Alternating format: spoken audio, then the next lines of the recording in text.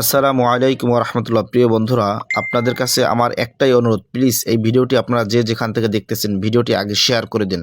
প্রিয় বন্ধুরা, স্ক্রিনের উপরে যেই মানুষটাকে দেখতে পাচ্ছেন এর নাম হচ্ছে জাফর হাওলাদার। আজকে প্রায় 15 বছর পর্যন্ত ক্যান্সার রোগে আক্রান্ত। দেখুন যে মানুষটার অবস্থাটা কি।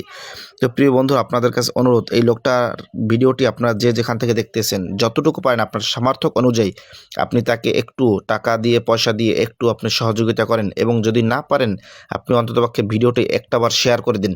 তার চিকিৎসার জন্য এখন বর্তমানে প্রায় 4 থেকে 5 লক্ষ টাকা দরকার। তো আমার প্রবাসী ভাইরা যারা আছেন আপনাদের কাছে আমি অনুরোধ, ভাই আপনারা যতটুকু পারেন আপনার সামর্থ্য অনুযায়ী ভাই ততটুকু দিয়ে এই মানুষটার একটু পাশে দাঁড়ান। এই মানুষটার বাসা হচ্ছে বরগুনা জেলা বেতাগী থানা মোল্লারহাট গ্রাম।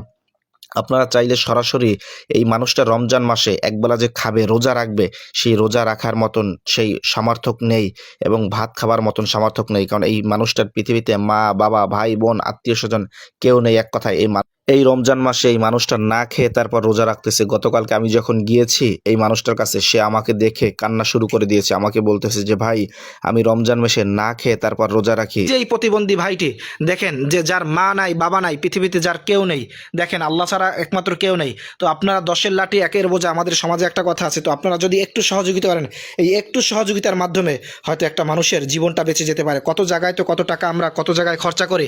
একটু আমরা যদি দেখেন যে চোখে পানি টলমল করতেছে, আসলে সে যে কোন ভাষায় কথা বলবে। আমি তাকে বললাম যে আপনি কিছু বলেন, দেখেন সে বলতেছে যে আমি কি বলবো, বলার মতন কোনো ভাষা নাই।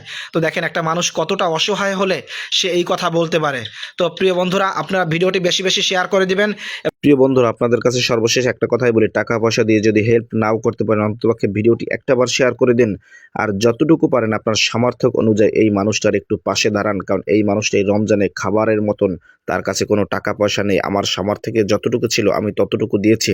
আপনারাও আপনাদের সামর্থ্য অনুযায়ী একটু দাঁড়ান। প্রবাসী ভাইরা, আপনাদের কাছে আমার অনুরোধ যে এই মানুষটার পাশে এসে আপনারা একটু দাঁড়ান, যে আজকে এই রমজান মাসে থাকার মতন পর্যন্ত তার কোনো অবস্থান নেই।